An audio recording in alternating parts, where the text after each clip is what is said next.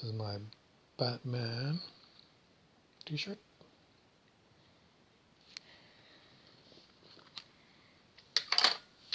Where are we going to go from here?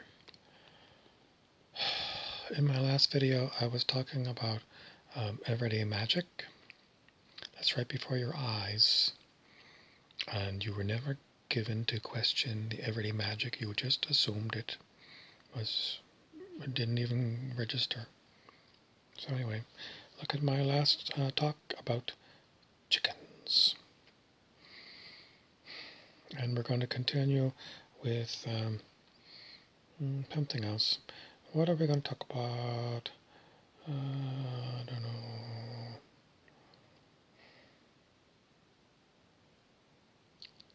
What to talk about Star Trek anymore? Because, in Star Trek, not so much the original series, but in starting the next generation, they had what were known as replicators. So the famous replicator thing was Captain Jean-Luc Picard would be sitting in his ready room, and he would say to the computer, Earl Grey tea hot, and then the camera would be filming the replicator, and out of nothing, a teacup would appear, out of nothing there, and then a teacup would materialize full of, in my case it's water, but full of tea, and then the captain would drink it. That technology seems to be an offshoot from what they were using in the original series. That was the transporter device. The transporter device could... Mr. Smarmy is here, another ghost, talking to me. Just doesn't want to talk about anything, but let you know his name is Christopher Smarmy, and he just wants to let you know that these things can happen, ghosts and things. Anyway, so in Star Trek, the original series, we were shown the transporter device that could take a physical human and all their equipment and beam them from a ship in orbit around a planet down onto the surface of the planet and back. So what happens when you transport a human? It's not totally explained in the series, but in essence what you have to do, according to various commentators that try to explain how it's done, is that you have to have an incredible computer that can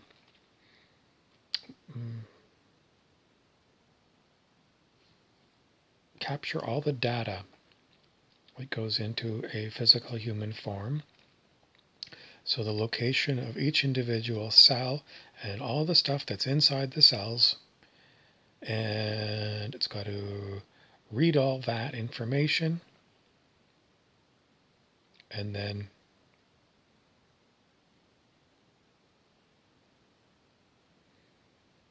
something has to happen to take the manifested physicality away, dissolve it away, and then on the surface of the planet, all of that information about all these individual cells, the inside, and how it's all arranged. I don't know, is it billions or trillions of cells in a human body? And put them all back together again. So we're going to break Humpty Dumpty in the transporter device, in the transporter room of the Enterprise in orbit, and then we're going to put Humpty Dumpty back together again on the surface of the planet, over and over again. And in some episodes they talk about, well, they've got things like filters, so that if someone picked up an organism like, something that didn't belong, then they could filter it out so that you wouldn't come back from the planet with the plague or something, although sometimes that happened.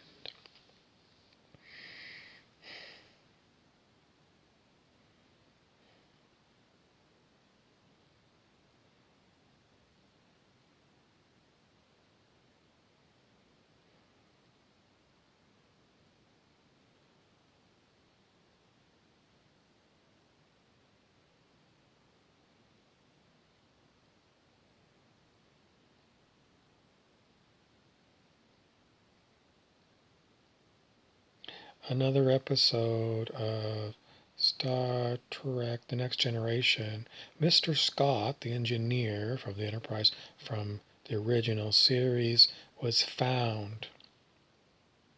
And he had rigged up some kind of a transporter device to put himself into long-term storage because he saw no sign of rescue, and he didn't want to just die of starvation, so he put himself into this transporter machine where he dematerialized himself, and then he put himself into what they might call a pattern buffer machine. Well, in other words, it just kept all of his information in here, and he was in stasis for, I don't know, would have been, 100 years, 150 years. And then Captain Picard of the Next Generation, his people came along, maybe Geordi LaForge, the engineer, and they figured out that somebody was in this pattern buffer, and then they materialized them, and lo and behold, it was Mr. Scott. So it appears that it's possible to store you, according to this technology, for hundreds of years. What else should be implied in there? Well, why did they let Mr. Scott get old? Because, if you could go back to his pattern buffer from the first time he got on board the Enterprise and used the transporter device, why couldn't you just, use that blueprint of Scott when he was a young man and keep rejuvenating him by going back to the original blueprint of his body so that he wouldn't age? Is it because then you couldn't keep the more advanced mind, the older mind with all the more memories, in a younger version of Scott? It seems a technicality. But maybe that's why. It just seems like it's known as I don't know what you would call it. Anyways, if these technologies are available from advanced beings with high technology, then we should be able to cure all the human beings of whatever ailments they have, in addition to teleporting us from here to there. In essence, I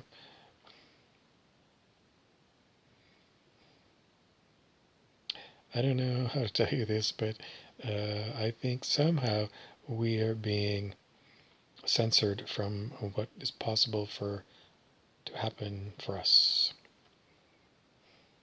Why?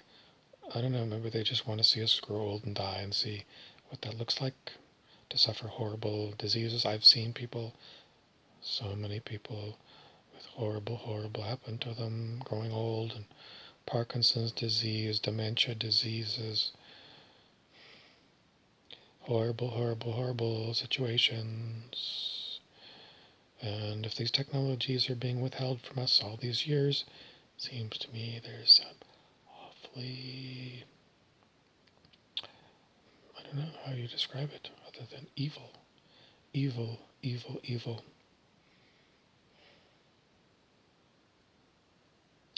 And how are we going to make them pay? I don't know.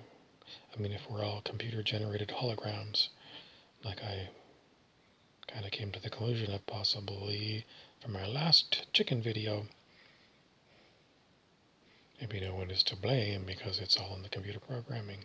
How do you blame computer programming that's programmed evil? All you can do is take the evil out of it.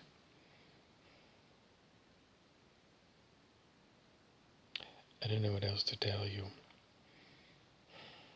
Which came first, the chicken or the egg? This is an old series of mind things that children play.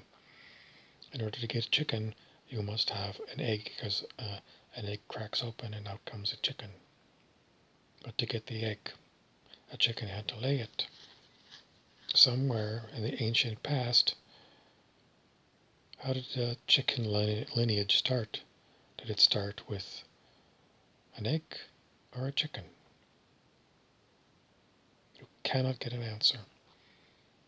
The biology of it all is, well, it evolved from a chicken-like animal. Or maybe it was genetically engineered. But still, somewhere at the beginning of it all, you either had an adult that laid the egg, or you had the egg that grew into an adult that laid the egg. These are brain teasers.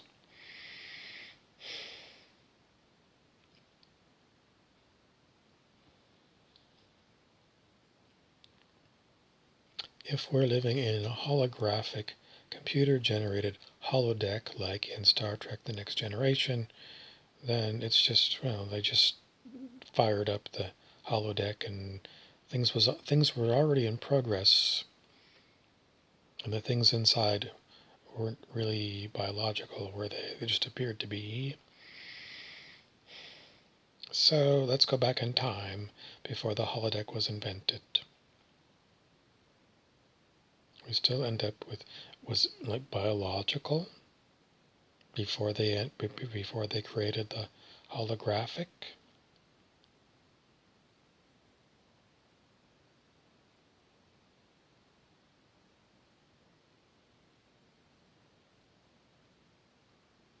How did life really begin is the question that is very difficult, because the more you look at the suggestions given to you in high school textbooks, like you had a primordial soup in a primitive earth. It was just a pond that had,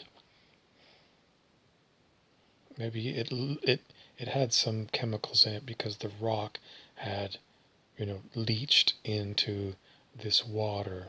So there was some minerals in there, and then some lightning bolts hit it, and it managed to turn these things into life.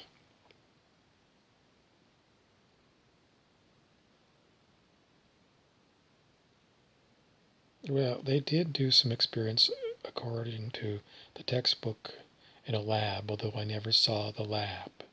It's just written about, where they put some chemicals together and put electricity through, and they said they created some kind of organic molecules.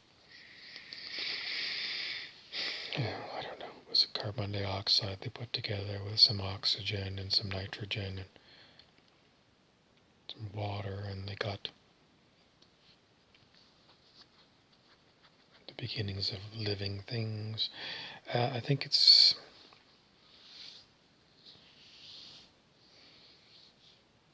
Well, I've never seen it done in the lab. It was just written about. But let's say it was done. Where do we go with that?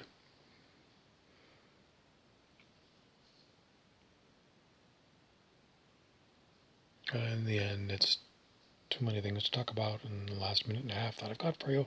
So I'm going to remind you that everything you were taught in school are half-truths at best, and it's up to us to continually, I'm going to say investigate, but you don't really investigate. It's given for you to investigate or not. It's given you to watch this or not.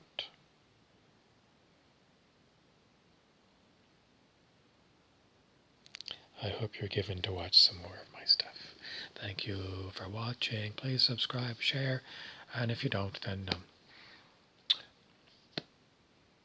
hopefully you'll find something else interesting to do tomorrow. Bye-bye.